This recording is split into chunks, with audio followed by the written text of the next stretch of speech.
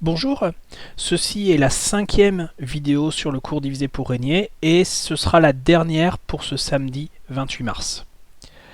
On va parler dans cette vidéo de l'algorithme de Strassen qui est une méthode divisée pour régner pour calculer le produit de matrice. Je ne suis pas complètement sûr que vous ayez fait le produit de matrice en mathématiques. Si vous ne l'avez pas fait, vous pouvez ignorer cette vidéo et dans ce cas-là, vous avez fini ce que vous devez voir pour aujourd'hui et vous reviendrez voir cette vidéo quand vous aurez fait le produit de matrice en mathématiques. Donc le problème est le suivant, j'ai deux matrices. Pour simplifier, je vais les supposer carrées de taille n. Je vais supposer donc qu'elles sont toutes les deux carrés de même taille et je veux calculer leur produit. Donc, pour calculer leur produit, je vais être amené à calculer des produits entre leurs coefficients, des produits et des sommes utilisant les coefficients de ces matrices-là.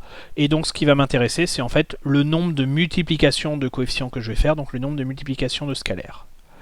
L'algorithme naïf consiste simplement à utiliser la formule du produit de matrice.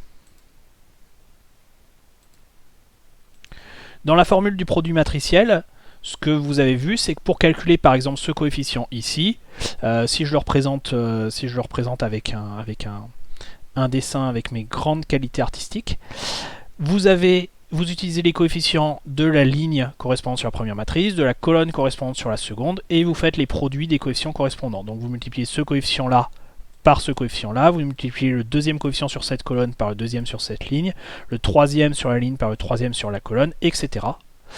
Et vous additionnez tout ce que vous obtenez. Donc en fait, pour calculer ce coefficient-là, vous avez effectué n produits. Vous avez effectué à chaque fois le produit d'un coefficient ici par le produit par un coefficient ici, et ceci n fois. Donc vous avez calculé n produits pour calculer ce coefficient-là, et vous avez n carré coefficient à calculer, vous aurez donc n cube produits à effectuer. Ça, c'est avec l'algorithme naïf. La méthode divisée pour régner, alors ça ressemble énormément à Karatsuba.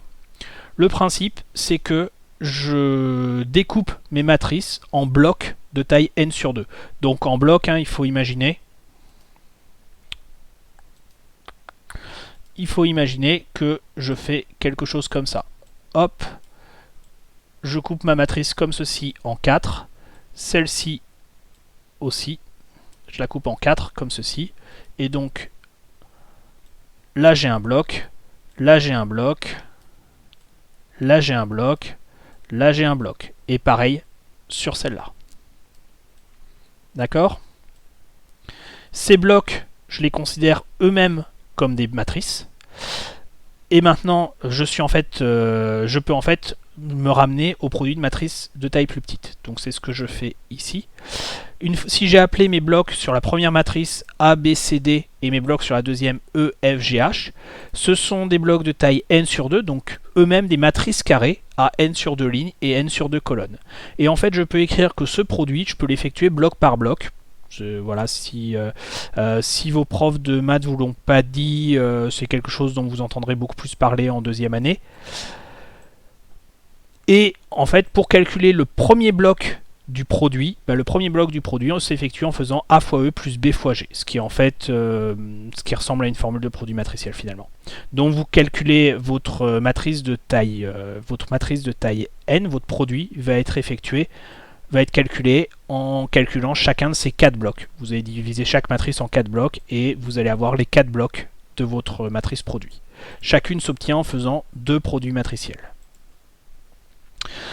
Alors, si je regarde ça comme ça, à nouveau, je vais avoir besoin pour calculer mon produit de matrice de taille n, d'effectuer 8 produits de matrice de taille n sur 2. 2 pour chaque bloc. Mais il y a une astuce qui consiste à n'en utiliser que 7. Alors là, c'est vraiment une astuce, faut le voir. On calcule ces 7 produits. Voilà. Ok.